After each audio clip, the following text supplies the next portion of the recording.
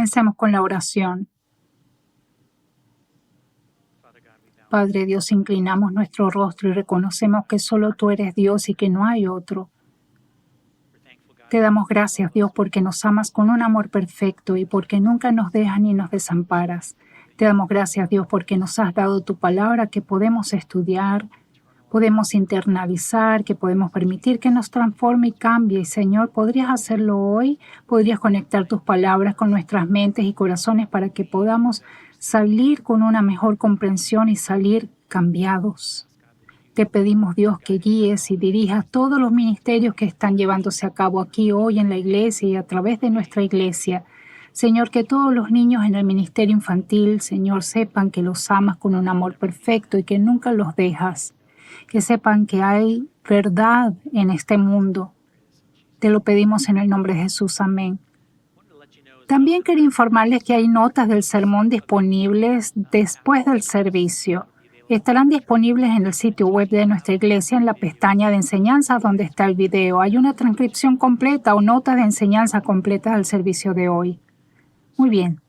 Entonces, estamos en una sección de 5 capítulos del Evangelio de Juan donde Jesús está preparando y equipando a los discípulos para su partida física. Esta sección se conoce en la literatura como el discurso del aposento alto. En las próximas 6 semanas de nuestro estudio hasta el final del capítulo 17 veremos que Jesús enseña a los discípulos, incluido a Juan el autor, un plan que se basa en el Evangelio no solo para sobrevivir, sino para prosperar, tan cierto como a los cristianos.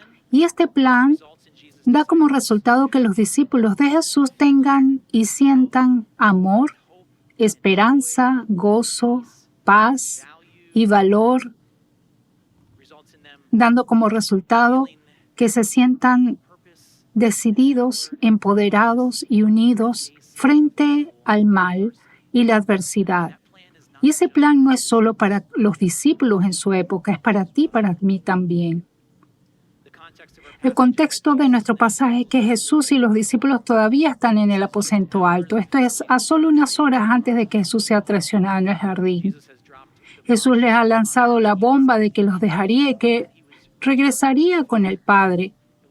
Y sabemos por el versículo 1 del capítulo 14 y del versículo 27 que se sienten preocupados por esta noticia. Y en nuestro estudio de hoy estaremos definiendo la palabra preocupado en este pasaje como muy angustiado. Ahora bien, los discípulos hasta ese momento aparentemente habían dado todo excepto sus vidas para seguir a Jesús. Él era su maestro, lo habían seguido y aprendido de él durante los últimos años y ahora Él los estaba dejando. Y esto aparentemente les causó una gran angustia, incluso hasta sentirse abandonados, como afirma Jesús en Juan 14, 18. En el capítulo 16, 6, un par de capítulos después, Jesús identifica que estaban afligidos. Dice, se entristecen por lo que les he dicho. Y fíjense aquí, esto me consuela porque así es Jesús, que reconoce los sentimientos en sus discípulos. Reconoce que estaban angustiados y sintiéndose abandonados y que estaban afligidos. Él ve y se preocupa. Eso es reconfortante. Fíjense que Jesús está equipando y preparando a los discípulos para las cosas difíciles de la vida. Él fue el primero en irse, pero luego vinieron muchas más cosas. Y la semana pasada comenzamos preguntándonos, ¿qué haces cuando de repente te sientes vulnerable, impotente, desesperado e inseguro de cómo seguir adelante? El plan que Jesús dio a los discípulos primero implica que se amen unos a otros con amor sacrificial, con el mismo amor sacrificial que Jesús los amó.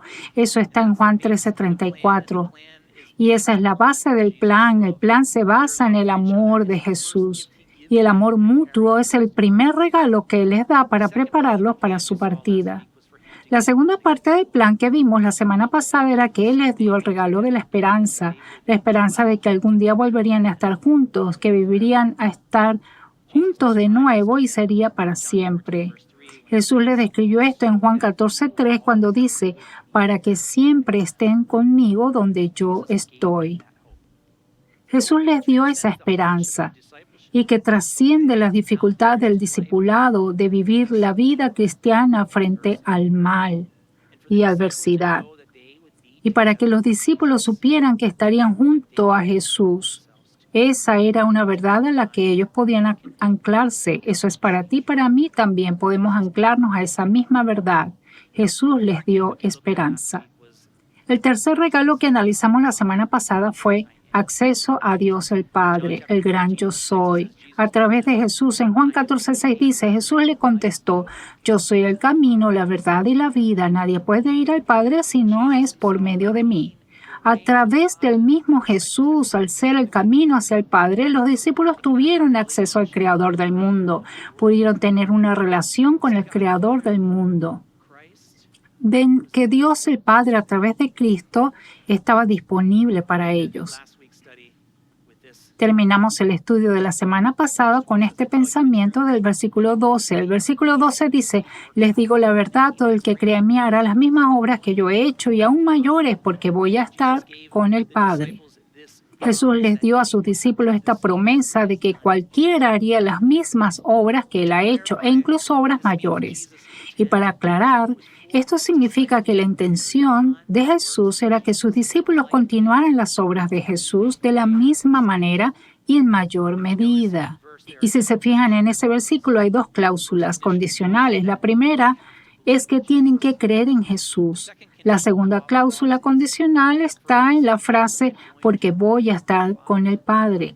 Es decir, que la mayor obra de los discípulos, esas obras mayores no sucederán a menos que Jesús deje a los discípulos y regrese al Padre.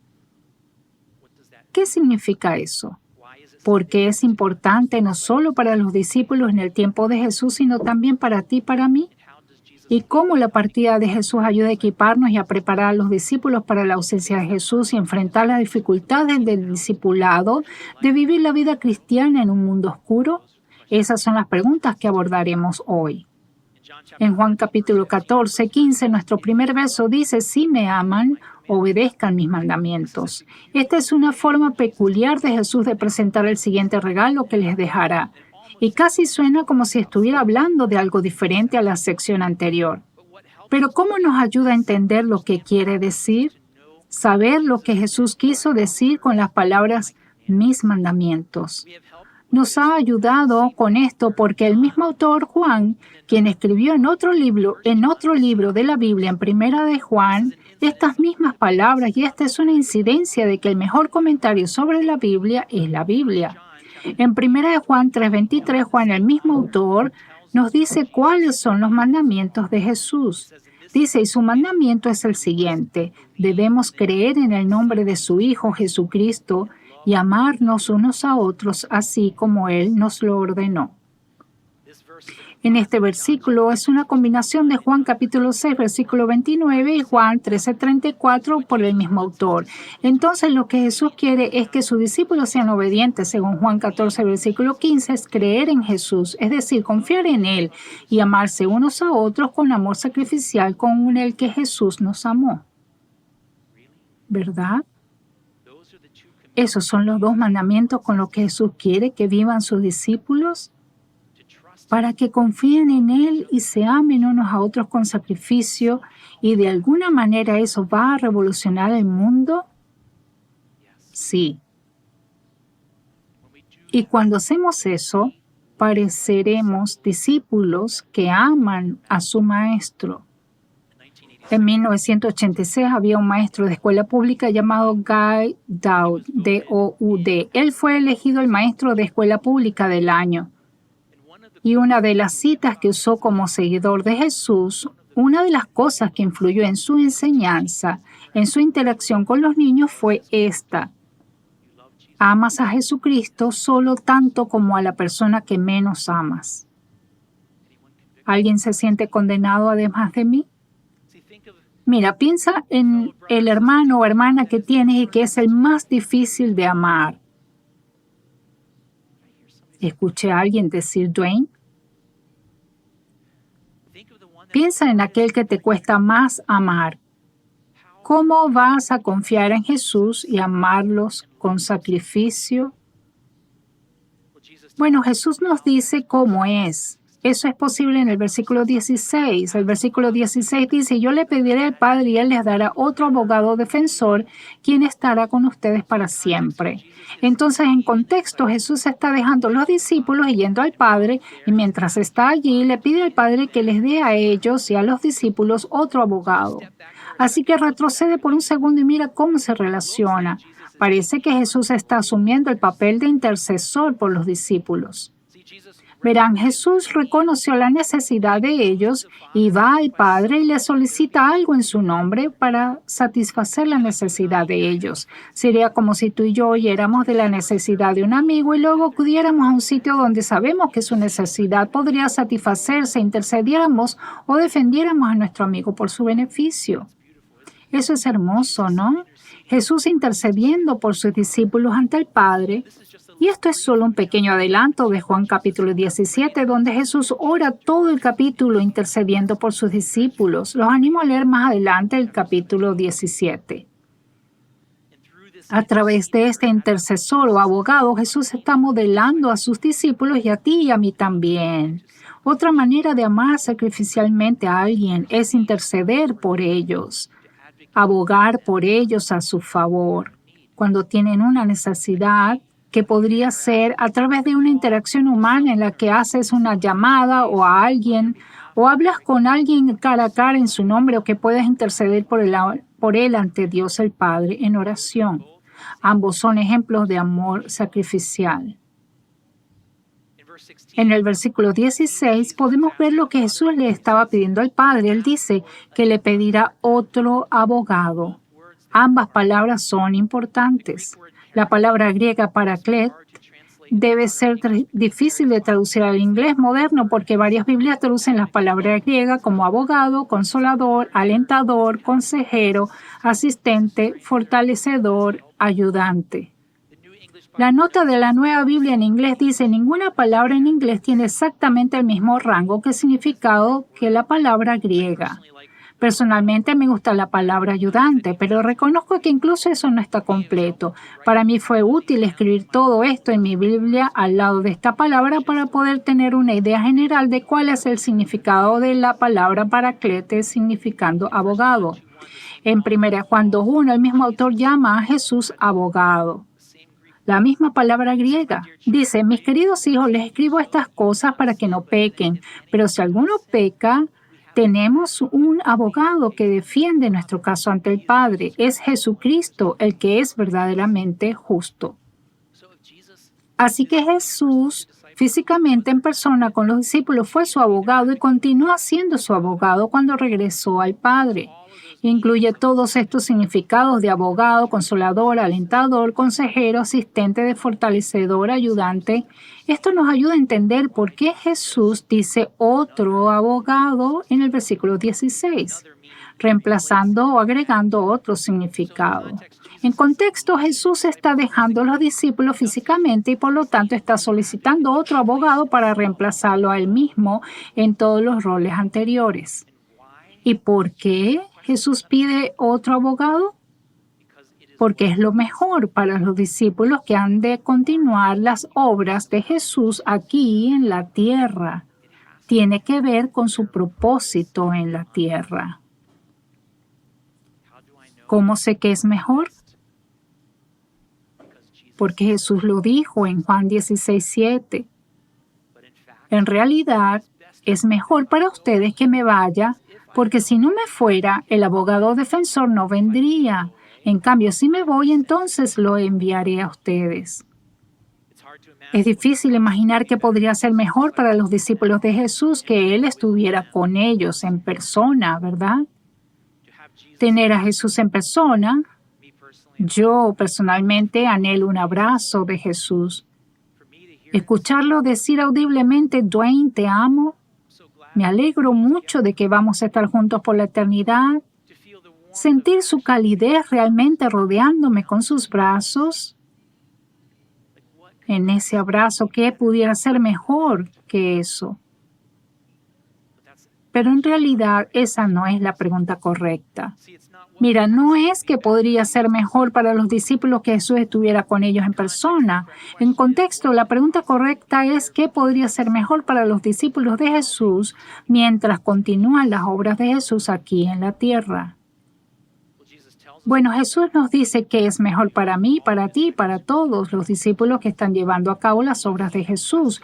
Lo que Él pide al Padre es que envíe al ayudante, al abogado. Sin embargo, aún nos deja con la pregunta, ¿qué es lo mejor? Verán, si algo es mejor implica que debe haber una diferencia o diferencias. Al final del versículo 16 nos da la primera diferencia de por qué el ayudante es mejor. Dice, ¿quién estará con ustedes para siempre?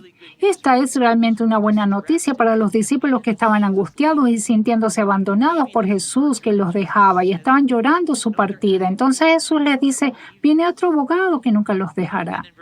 Y luego en el versículo 17 Jesús da muchas más razones por las cuales la ayuda que Jesús pide al Padre es mejor para los discípulos. El versículo 17 dice, Él es el Espíritu Santo. Espíritu. Jesús estaba con ellos en persona físicamente. El ayudante que viene estará con ellos en espíritu. Y luego dice, ¿quién a toda la verdad? Otras traducciones dicen, ¿quién es el Espíritu de la verdad? Es el Espíritu de la verdad porque es el Espíritu de Dios. Y el Espíritu guía a los creyentes a toda la verdad. Llevarlos a toda la verdad es ayudar a los discípulos de Jesús a poder distinguir el engaño y la mentira de la verdad. El engaño y la mentira son las herramientas destructivas del enemigo. Así que con el Espíritu de la verdad, los discípulos de Jesús pueden sobrevivir y prosperar y ser eficaces en las obras que deben realizar en un mundo donde el gobernante espiritual es Satanás. Juan entra en muchos más detalles sobre eso en Primera de Juan, capítulo 2 y capítulo 4, y en Segunda de Juan. Te animo, si no los has estudiado, te animo a que los leas. Acabamos de terminar esas series de la Biblia el jueves. Estudia esos videos, están todos disponibles en el canal de YouTube. La última razón enumerada en el versículo 17 por la cual el que ayuda es mejor está en la declaración y después estará en ustedes. Jesús estaba con ellos físicamente, pero no siempre. A veces los dejaba solos y a veces los enviaba solos en un barco y a veces los enviaba solos a una misión y a veces sabemos que los discípulos mismos dejaron a Jesús. Lo sabemos por Juan capítulo 18, cuando se asustaron y huyeron y se dispersaron. Y por supuesto sabemos que Jesús finalmente los deja físicamente cuando regresa con el Padre en Hechos capítulo 1. Así que tener un ayudante permanentemente dentro de ti que nunca te dejará es mucho mejor. Escuchen, alerta de spoiler. Este morador permanente, al final de su partida, se los pasa a sus discípulos en Juan 20:22, después de la resurrección. Nuevamente los animo a que sigan leyendo. Con este don del Espíritu, los discípulos y tú y yo necesitamos aprender a usar el Espíritu dentro de nosotros. Y no estoy seguro de que la palabra usar sea la palabra correcta, pero es más o menos así. Cuando te dan una nueva herramienta, cuando obtienes una nueva herramienta, la herramienta tiene un uso limitado hasta que aprendes todas las capacidades de la herramienta. Pero no solo aprendes las capacidades, tienes que practicar cómo hacerlo. Tienes que practicar su uso hasta que se vuelva natural para ti.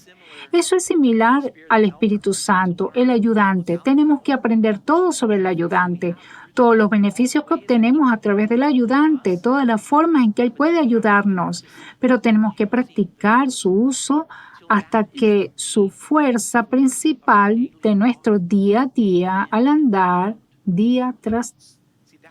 Ese es el regalo que Jesús pidió al Padre que le diera a sus discípulos. En el versículo 18, Juan les dice que el ayudante reconfortará su sentimiento de abandono. El versículo 18 dice, no los abandonaré como a huérfanos, vendré a ustedes.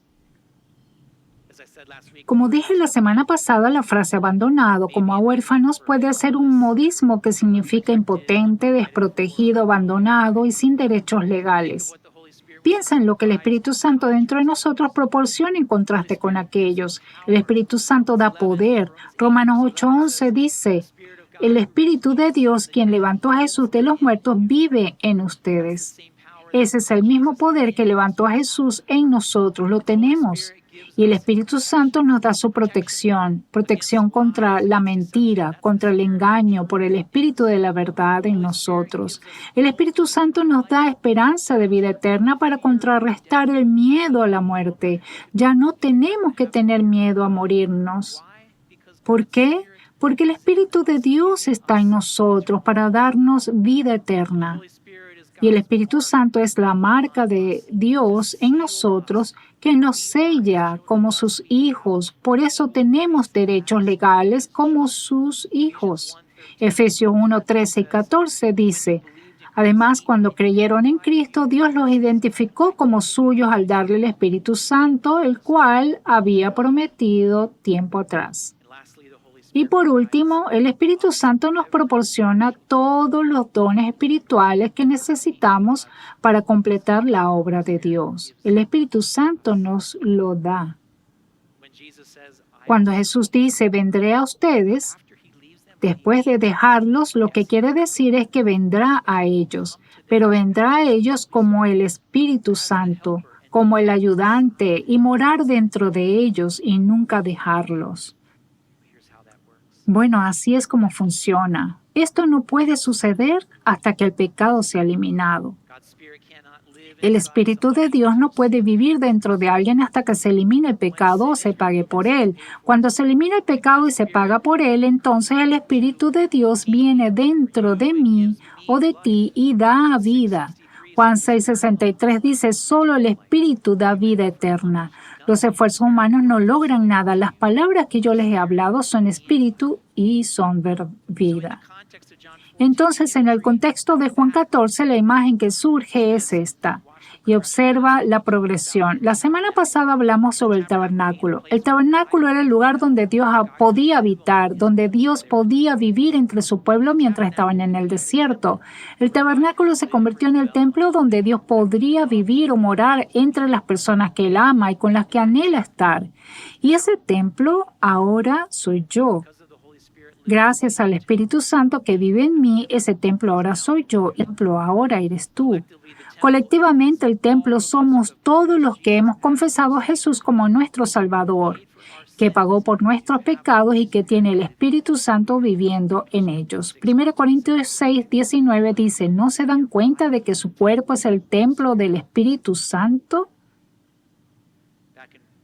Allá en el capítulo 14:19 dice, dentro de poco el mundo no me verá más, pero ustedes sí me verán. Dado que yo vivo, ustedes también vivirán.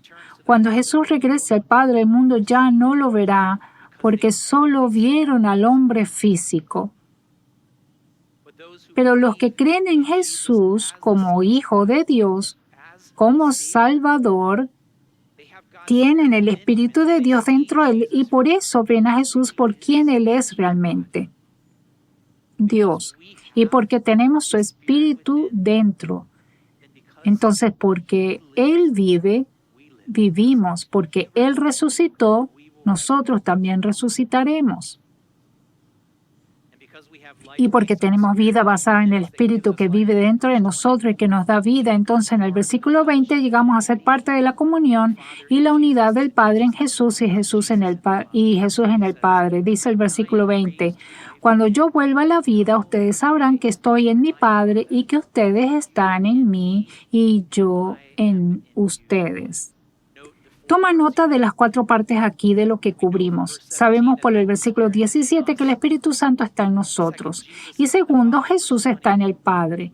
Por el versículo 20 sabemos que los discípulos estaban en Jesús y sabemos que Jesús estaba en sus discípulos. El objetivo de este versículo en contexto no es enfatizar en la Trinidad, aunque está ahí, sino que los discípulos que estaban perdiendo a Jesús, el hombre, estaban ganando la comunión de la divinidad, el Padre y el Hijo y el Espíritu Santo en ellos. Los 3. F.F. Bruce llama a esto el círculo del amor divino. Y los discípulos de Jesús son introducidos en ese círculo de amor y también tú y yo. Entonces, ¿abandonados? No. El diseño del plan de Dios, el Padre, el regalo de Jesús para sus discípulos avanza basado en el Espíritu Santo, y es que los discípulos de Jesús estén seguros en el amor del Padre y del Hijo dentro de ellos a través del Espíritu Santo. Ese es el regalo que Jesús estaba ofreciendo, y por eso podemos confiar y obedecer los mandamientos de Jesús. Su amor sacrificial en nosotros puede llenarnos y sanarnos espiritual y emocionalmente, y nos transforma cuando se los permitimos. Cuando eso sucede, su amor sacrificial fluye de nosotros hacia los demás. Primera de Juan 4:19 lo dice de esta manera, y por favor léelo conmigo en voz alta. Nos amamos unos a otros porque Él nos amó primero. ¿Estás permitiendo que el amor de Jesús entre en todos los lugares oscuros y dolorosos de tu vida?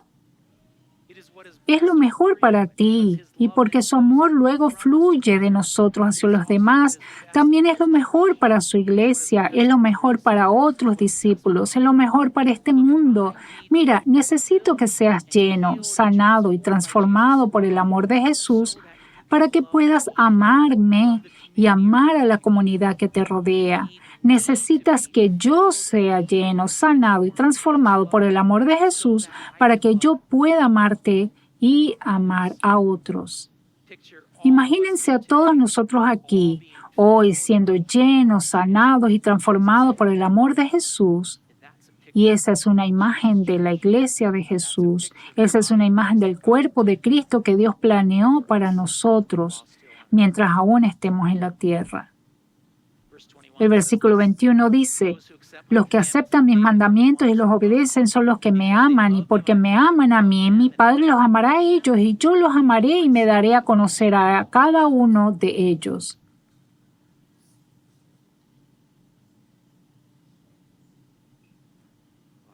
Me perdí un poco en mis notas. Un segundo, por favor. Ya. El proceso por el que somos amados por el Padre y amados por Jesús es porque continuamente nos da amor por su parte. Y Jesús marca el final aquí al decir, me daré a conocer a cada uno de ellos. ¿Sabes? Esto es alentador para mí, me encanta. Cuando comenzaron a aprender, cuando los discípulos comenzaron a aprender, cuando estaban con Jesús en persona, solo se unirán a Él por el Espíritu dentro de ellos a medida que continúan con su discipulado. Eso es lo que Jesús quiso decir abajo en el versículo 26 cuando expresó, sin embargo, cuando el Padre envía al abogado defensor como mi representante, es decir, al Espíritu Santo, recordará cada cosa que les he dicho. Ahora bien, Jesús simplemente descargó mucho sobre estos discípulos, les dio mucha información sobre lo que iba a suceder, y hasta ahora en la narración escuchamos reacciones a lo que Jesús está diciendo y preguntas a lo que Jesús está diciendo de parte de Tomás y de Felipe. Lo vimos la semana pasada, y ahora en nuestro pasaje de hoy, otro Judas, no el traidor, interviene con una pregunta. Visualicen el aposento alto donde probablemente todavía estén reclinados en la mesa baja, Jesús hablándoles y preparándolos para su muerte y su partida y para cómo será su vida sin Él físicamente. Ellos están reaccionando a todo eso y están haciendo preguntas honestas. Vean esa acción interna, esa reacción a lo que Jesús dice y hacen preguntas. Esa es una imagen de discipulado para ti, para mí. Jesús les da la bienvenida a eso.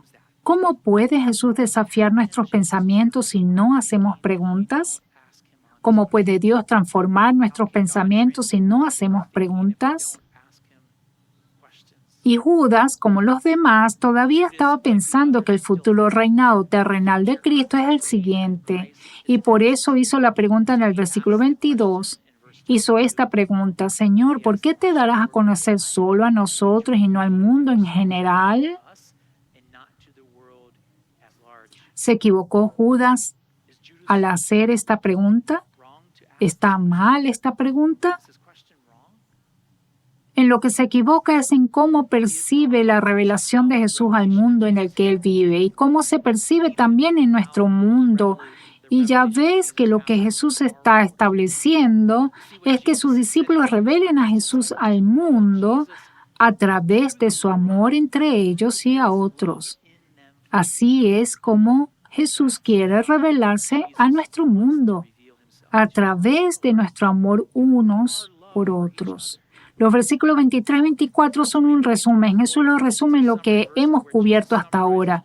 Luego Jesús agrega esta línea al final. Dice, vendremos para vivir con cada uno de ellos.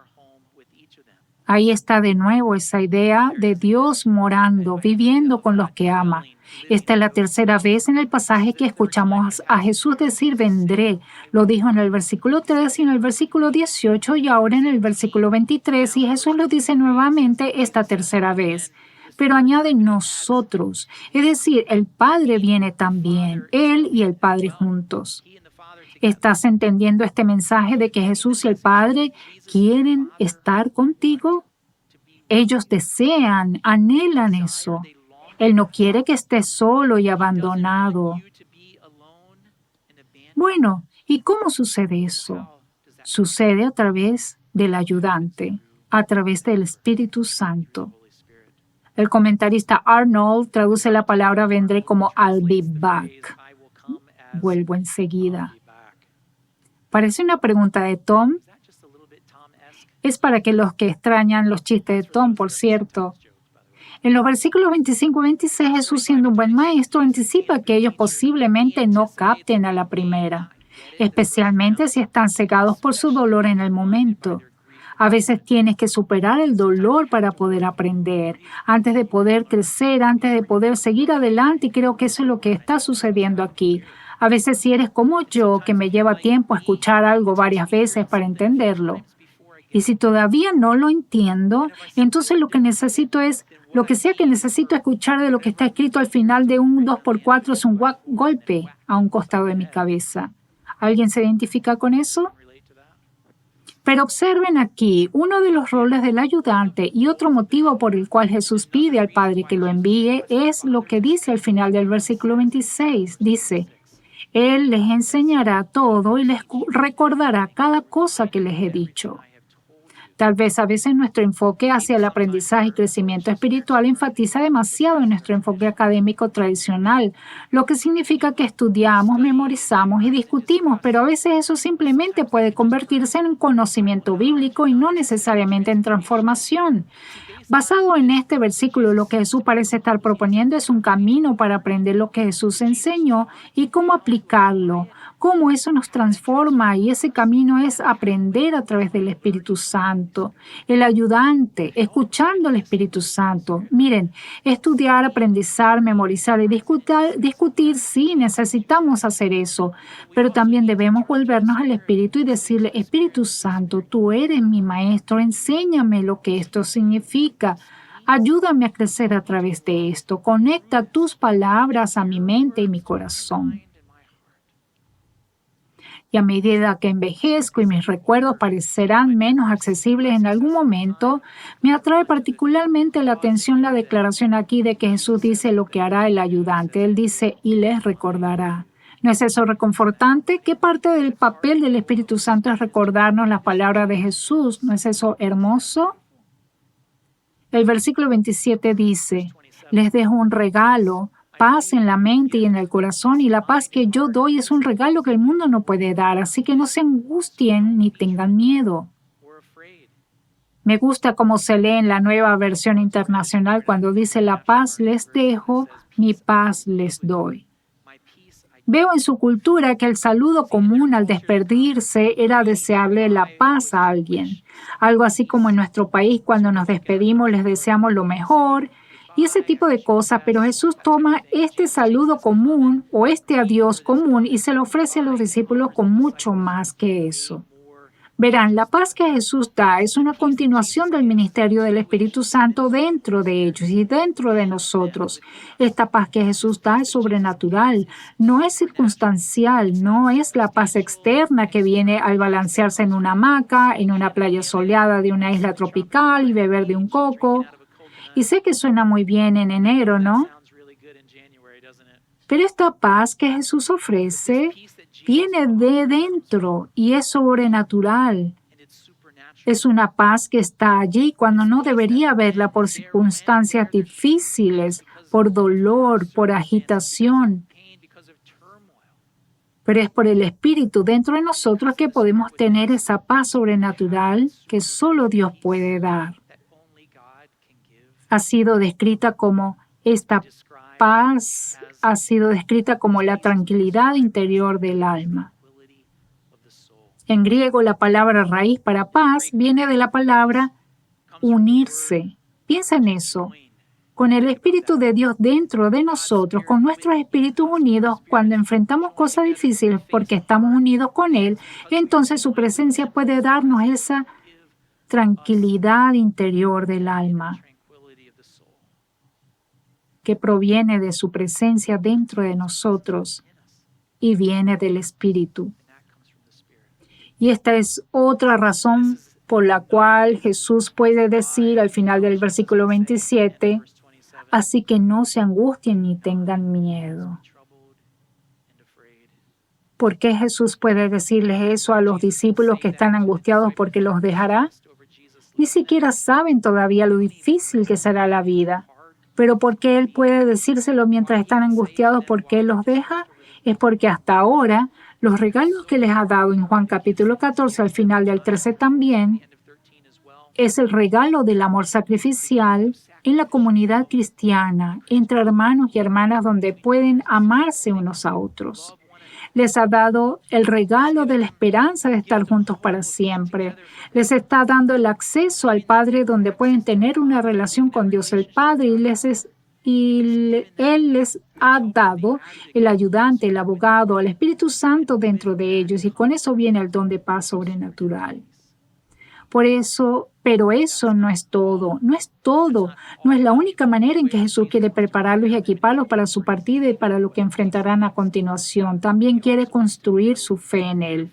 El versículo 29 dice, les he dicho estas cosas antes de que sucedan, para que cuando sucedan ustedes crean. Veo que los discípulos van a necesitar mayor fe, mayor confianza en Jesús a medida que continúan en las obras que Jesús comenzó, porque sus vidas se van a volver significativamente más difíciles. Pero los regalos que Jesús le dio a los discípulos en preparación no fueron solo para la angustia emocional que sentían hacia la partida de Él, sino por los tiempos difíciles que iban a enfrentar con las fuerzas oscuras y malvadas que vendrán contra ellos. Bueno, Jesús señala cuál será la fuente de este mal hacia los discípulos en el versículo 30, cuando dice, no me queda mucho tiempo para hablar con ustedes porque se acerca el gobernante de este mundo.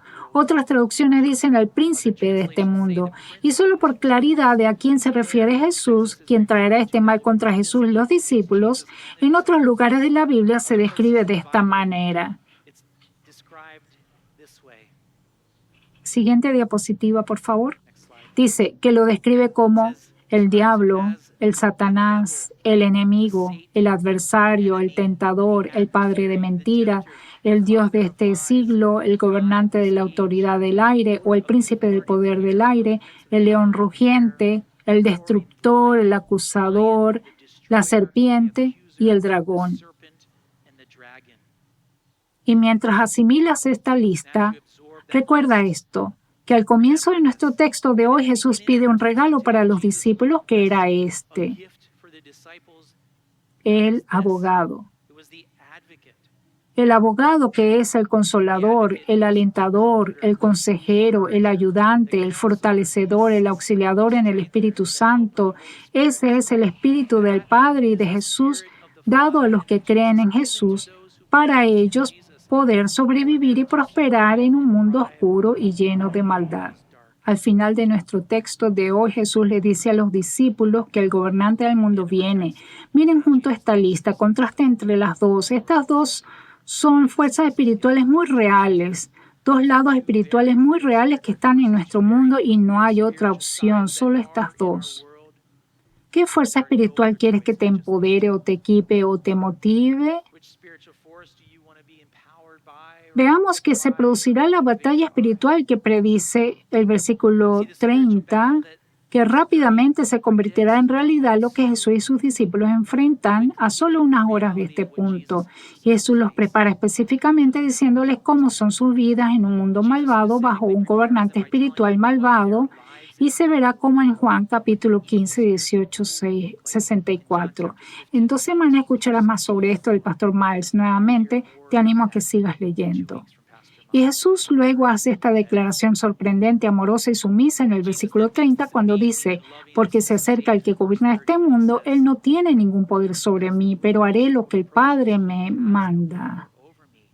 Lo que Jesús implica aquí es que aunque Jesús tiene poder sobre el diablo, no viceversa, lo que hará es porque ama al Padre y se somete al plan del Padre, incluyendo que Jesús permita que los controlados por el gobernante del mundo lo arresten y torturen y maten en la cruz. Vemos que eso comienza a llevarse a cabo en Juan capítulo 18 cuando arrestan a Jesús en el huerto. ¿Pero por qué Jesús hace eso voluntariamente? Bueno, él responde a esa pregunta al final del 31, parte B, que dice, para que el mundo sepa que amo al Padre. Para que el mundo sepa que amo al Padre. Verás, sabemos por Éxodo 25:8 que el deseo de Dios es vivir junto con las personas que ama. Y eso solo puede suceder en base a la sangre del Cordero que quita el pecado del hombre y que crea la oportunidad para que Dios y el hombre puedan vivir juntos para siempre. Porque Jesús ama al Padre, es obediente al Padre y quiere lo que el Padre quiere. Y al hacerlo, Jesús está dando ejemplo exactamente lo que le pidió a los discípulos que hicieran en el versículo 15. El versículo 15, recuerden nuestro primer versículo que dice, si me amas, obedece mis mandamientos. Verán a Jesús en obediencia al Padre y cumpliendo el plan de dejarse sacrificar en la cruz como pago por nuestros pecados en obediencia por amor al Padre, siendo ejemplo para ti y para mí. Lo que Jesús espera de sus discípulos es que por nuestro amor a Él obedezcamos sus mandamientos.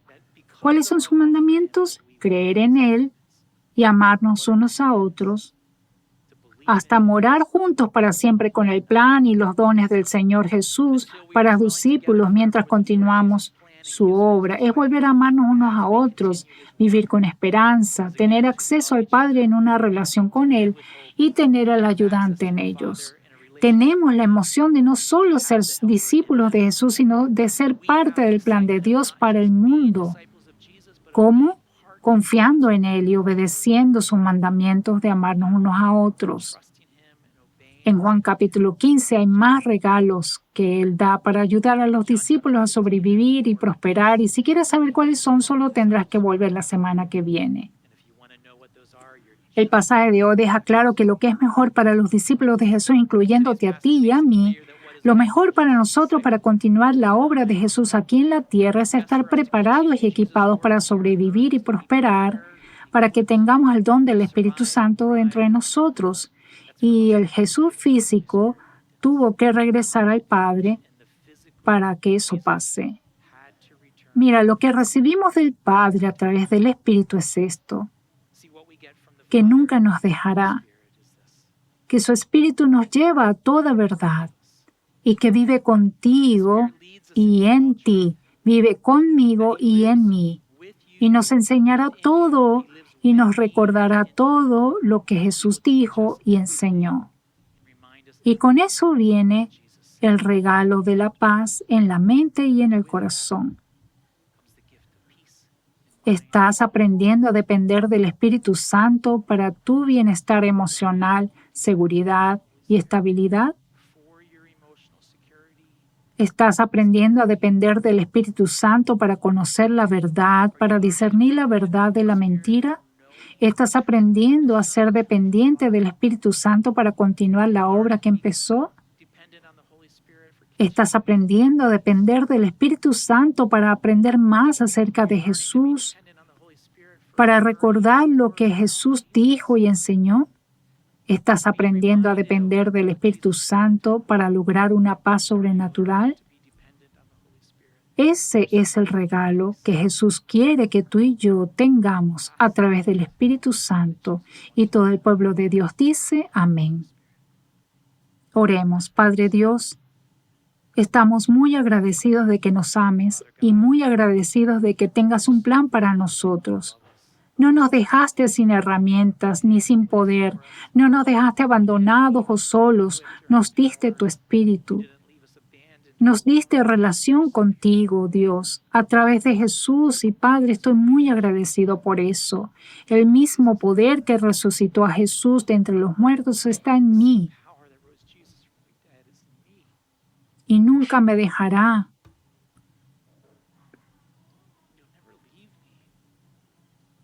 Padre, nuestro propósito aquí en la tierra es claro. Tú quieres que vivamos las obras de Jesús. Y así, Padre, por favor, ayúdanos, que podamos hacerlo a través de tu Espíritu y solo por tu Espíritu. Oro por todos mis hermanos y hermanas, Señor, para que se apoyen profundamente en tu Espíritu y vivan según tu Espíritu dentro de ellos.